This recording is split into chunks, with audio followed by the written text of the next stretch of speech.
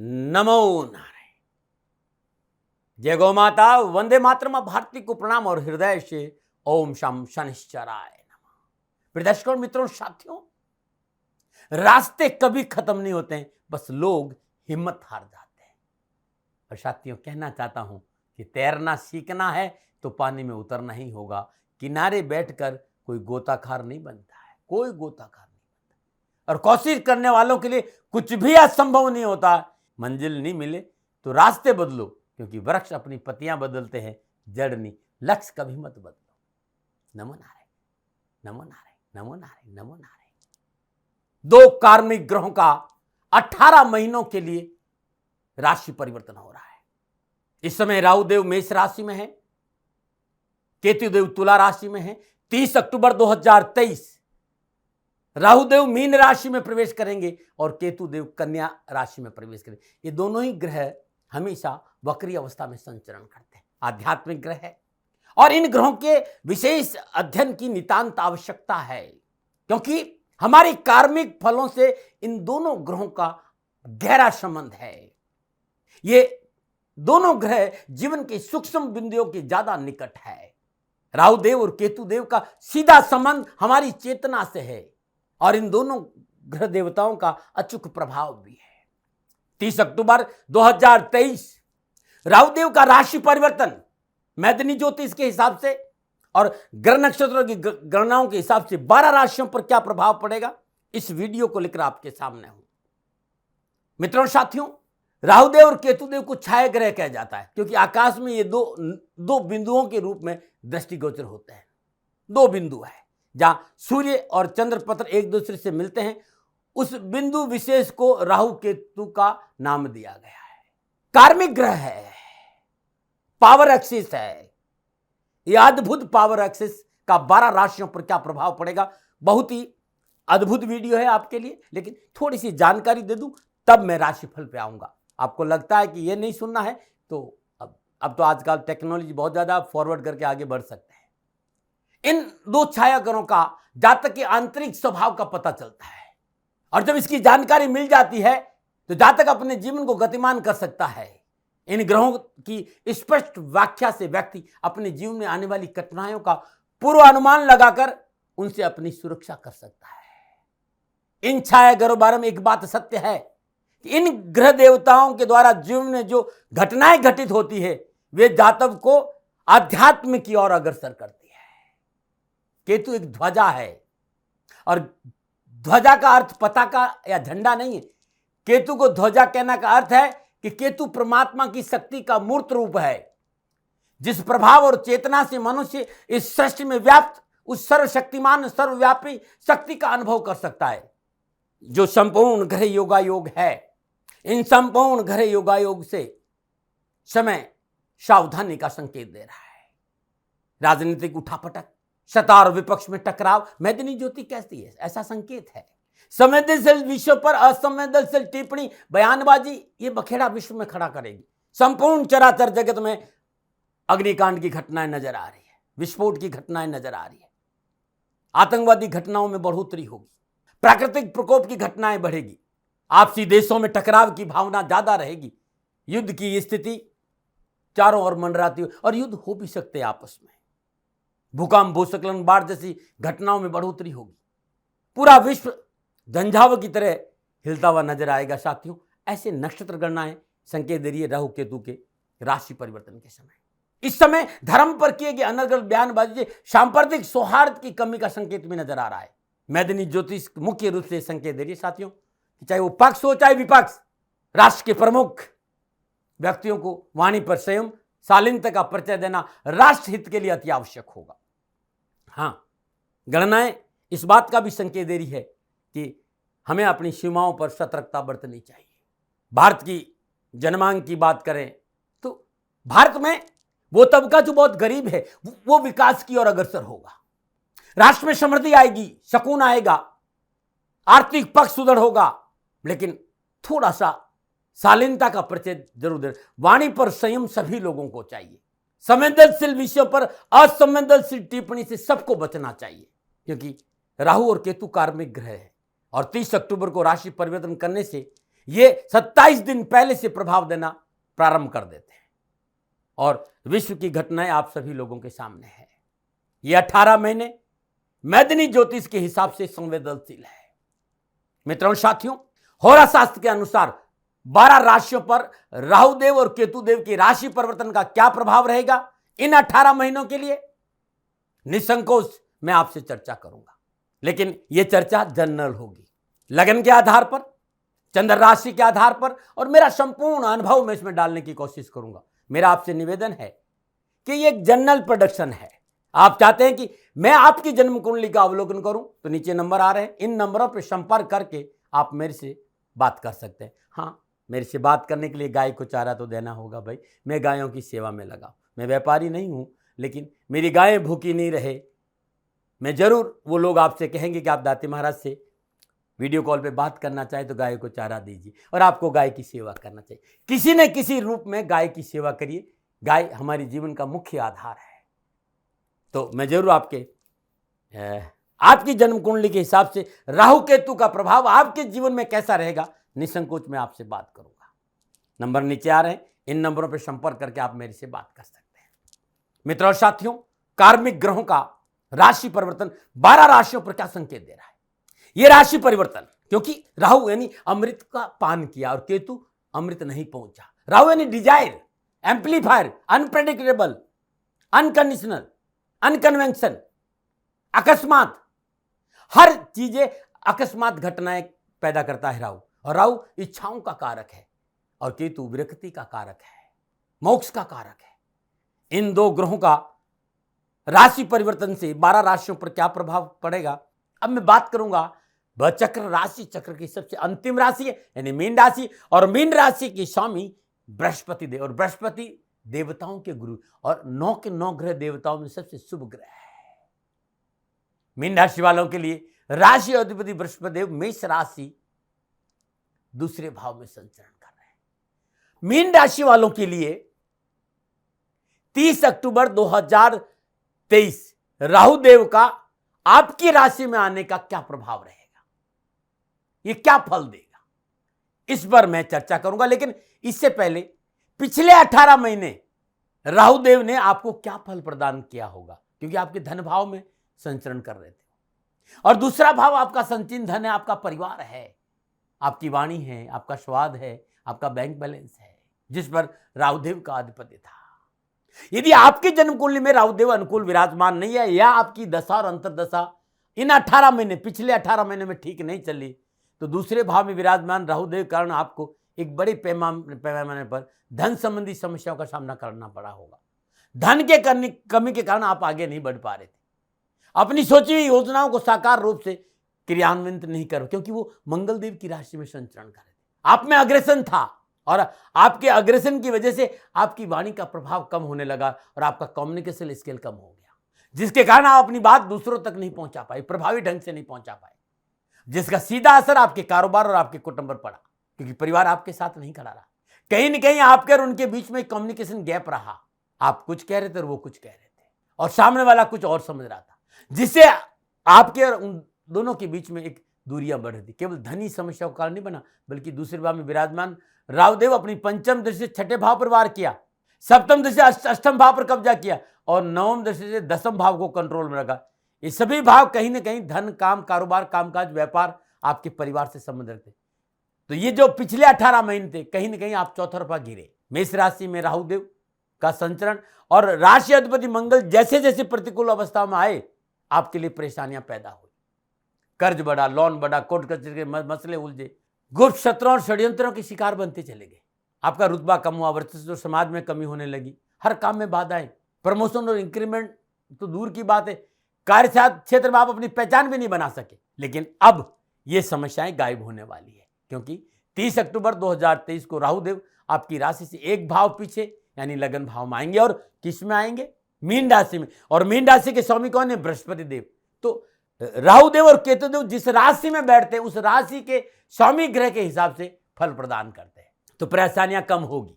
आने वाले 18 महीनों में उतनी परेशानियां नहीं होगी जितनी पिछले 18 महीनों में थी।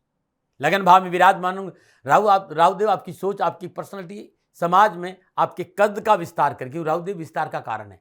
लगन भाव में विराजमान राहुदेव आपकी पंचम से पंचम भाव में विस्तार करेंगे, सप्तम दृष्टि सप्तम भाव को अनुकूल करेंगे और नवम दृष्टि के भाग्य को अनुकूल करेंगे, क्योंकि राहुदेव शुभ है और जब शुभ है तो शुभ दृष्टि भी होगी। हाँ, राहुदेव के निजी स्वभाव से आप हमेशा सावधान कि अनप्रेडिक्टेबल ग्रह है, फॉल्स इल्यूजन, भर भय भ्रांति पैदा करता है, इससे आप बच के रहिएगा। लेकिन यहां पर ये आपकी बुद्धि को भाग्य का साथ मिलेगा, आपके सही और सटीक निर्णय की वजह से व्यापार में विस्तार होगा, पार्टनरशिप का कारोबार गति पकड़ेगा, जीवन साथी का साथ और सहयोग आपको मनोबल को बढ़ाएगा। यदि आप अविवाहित है तो निजी संबंध आपके विवाह में परिवर्तित हो सकते हैं, और आप विवाहित है तो संतान प्राप्ति का योग भी है। कैरियर, एजुकेशन, नौकरी, व्यवसाय, इस सब क्षेत्र में आपकी मेहनत, आपके परिश्रम, आपका संघर्ष का पूर्ण फल मिलेगा। शिक्षा के क्षेत्र में आपको अच्छी सफलता मिलेगी। आप उस शिक्षा में अध्ययन रहते, चाहे मेडिकल में है, चाहे लॉ में है, चाहे तकनीकी शिक्षा में है, सफलता में 4 चांद लगेंगे। आपका मान सम्मान बढ़ेगा। कामकाज, कारोबार, नौकरी, व्यवसाय में युवाओं को रोजगार के अच्छे साधन उपलब्ध होंगे, आर्थिक स्रोतों में वृद्धि होगी और यात्राओं का मौका मिलेगा। कारोबारी और धार्मिक यात्राओं का अच्छा लाभ मिलेगा। परिवार के साथ लंबी यात्रा करेंगे। धर्म कर्म में आपका रुझान बढ़ेगा। तीर्थ यात्राओं पर भी आप जा सकते हैं। पिता का साथ मिलेगा, सहयोग मिलेगा, आशीर्वाद मिलेगा। दैनिक आय में बढ़ोतरी होगी। यदि आपका व्यापार किराना स्टोर का है तो उसमें लाभ में बढ़ोतरी होगी। तैयार हो जाइए, आने वाले 30 अक्टूबर 2023 को एक नए जीवन की शुरुआत है, क्योंकि जिस राशि में राहुदेव विराजमान है उसके देवता बहुत शुभ ग्रह है। एक नई राह मिलेगी जो विफलता से आपको सफलता की ओर लेके जाएगी। आने वाला इस समय कुछ बदलता है, कुछ पिघलता हुआ सा है, भुलाने को तैयार है आपके सारे अवसाद हो। इसको ये अच्छा रहेगा। तभी एक बार फिर आपको लगन से समझना चाह रहा हूं कि मीन राशि वाले राहुदेव लगन भाव में गोचर करेंगे और केतुदेव सप्तम भाव में गोचर करेंगे।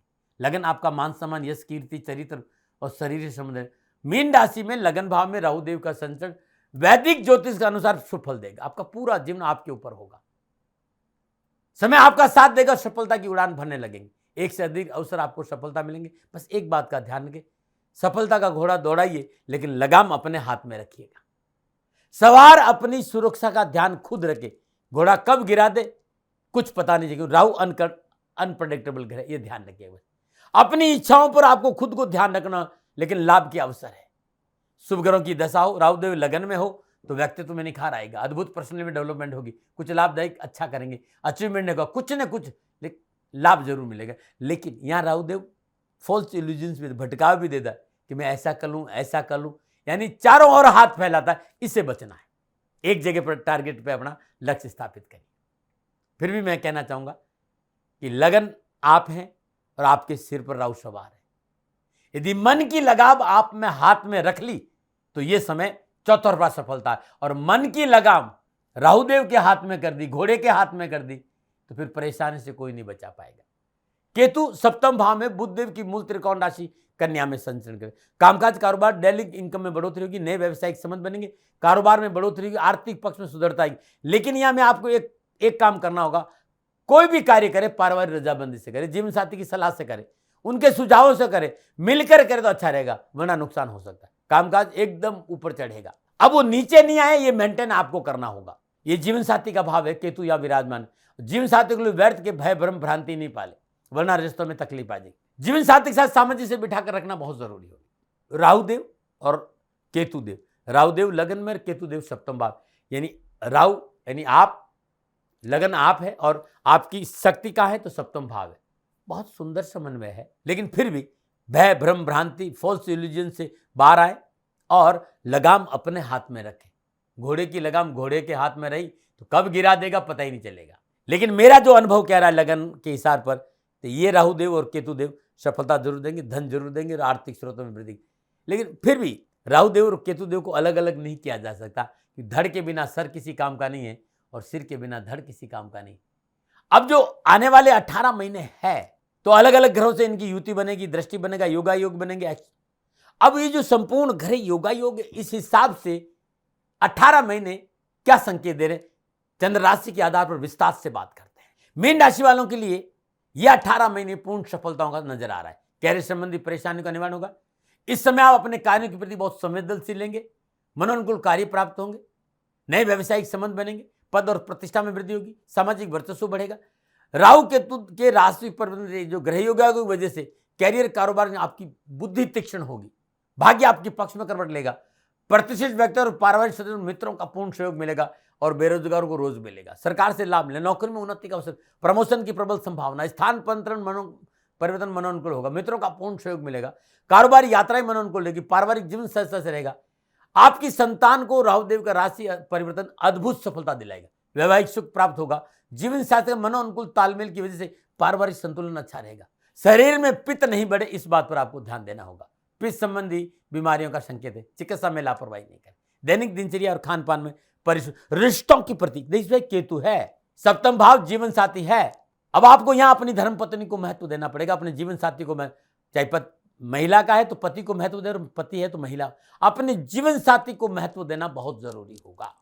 तो फिर कारोबार, नौकरी, व्यवसाय, धन प्राप्ति में कहीं तकलीफ नहीं है।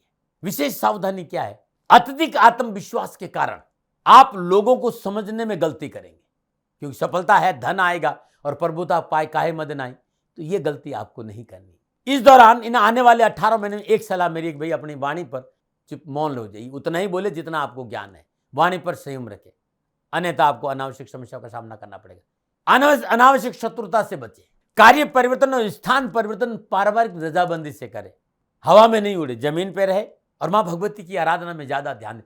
ओम ग्राम ग्रीम ग्राम श गुरुवे नमः, बृहस्पति देव के बीज मंत्र का जाप करें। ओम नमः भगवती वासुदेवाय नमः, इस मंत्र का जाप करें। ओम क्रीम कालिकै नमः, इस मंत्र का जाप करना भी उत्तम रहेगा। आने वाले 18 महीने 30 अक्टूबर से लेकर 18 महीने तक भगवान शिव को हृदय में बसा लीजिए। त्र्यंबकम यजामहे सुगंधिम पुष्टिवर्धनम उर्वारुकमिव बंदनाथ मृत्युमोक्षमाम। ओम नमः शिवाय।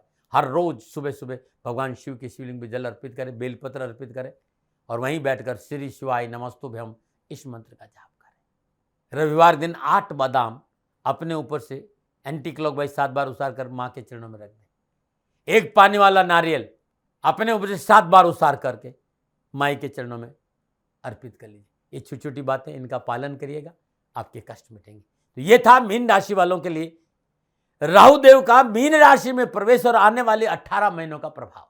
मित्रों साथियों, नक्षत्र गणनाओं के आधार पर यह मेरा निजी आंकलन था। न भय, न भ्रम, न भ्रांति, न विवाद, न तर्क, सेकंड ओपिनियन का अधिकार आपका था, आपका है, आप ही का रहेगा। मानो न मानो ये आपकी मर्जी। हाँ, आंकलन मेरा था और मेरे से कोई भूल हो गई तो दोनों हाथ जोड़कर क्षमा मांगता हूं। आप सुखी रहे, आप स्वस्थ रहे, समृद्धिशील रहे, शनिदेव के चरणों में मेरी प्रार्थना। ओम नमः नारायण। राजस्थान का हर व्यक्ति जानता है कि दाती महाराज गायों से बहुत प्यार करते हैं, बेटियों से बहुत प्यार करते हैं। हजारों सैकड़ों बेटियों के लिए, जीवन के लिए मैंने अपना संपूर्ण जीवन दिया है और ये मेरा शौक था, मेरी राष्ट्र की धरोहर थी और ये करना मेरा कर्तव्य और कर्म था। मैं आपको किसी वजह से नहीं सुना रहा हूं, बस खाली बता रहा हूं कि ये मेरा जीवन का लक्ष्य रहा है। मनुष्य हूं और मानव होने के नाते मेरा कर्तव्य है कि मैं अपनी राष्ट्र की सेवा करूं। मैं इस राष्ट्र का नागरिक हूं। 30 सालों से मैं बेटी बचाओ और गौ सेवा में अपना जीवन इस राष्ट्र के साथ लगाया है। वर्तमान परिस्थितियां आर्थिक दृष्टिकोण से मेरी अनुकूल नहीं है। धन नहीं मांग रहा हूं कि मुझे आप पैसे दीजिए, नहीं, पहले भी कभी नहीं मांगा और अब भी मैं नहीं कह रहा हूं। और ये मेरा अहंकार नहीं है, क्योंकि धन को लेकर मैं राष्ट्र के सामने कभी नहीं आया था। हमेशा मैंने ये कहा कि साहब सेवा करिए, आप, मैं भी सेवा करता हूं, आप भी सेवा करिए, धन नहीं चाहिए।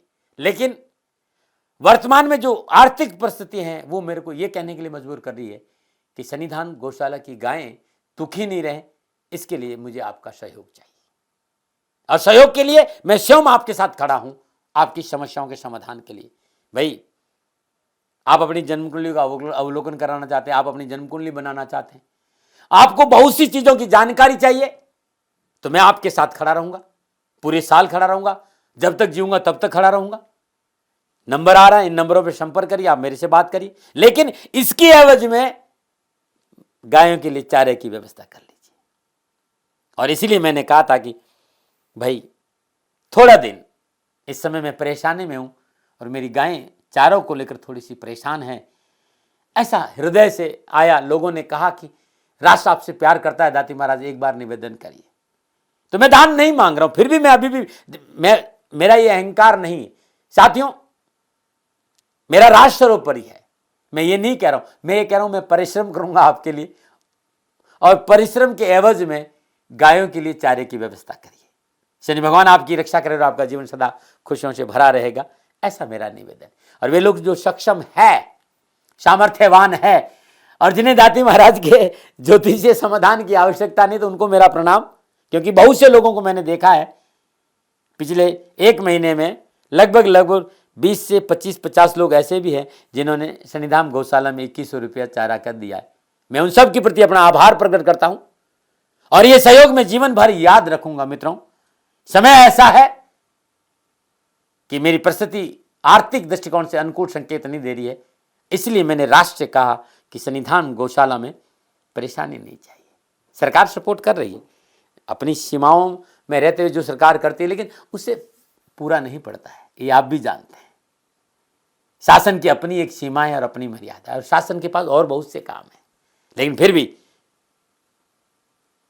मैं आप सभी का धन्यवाद देते हुए हृदय से पुनः एक बार निवेदन करना चाहता हूं कि आपको लगता है कि दाती महाराज के साथ शनिधाम गौशाला में खड़ा रहना है, तो नंबर है, जरूर सहयोग करें। मेरा कोई दबाव नहीं है, प्रार्थना थी। ओम नमो नारायण। ओम नमो।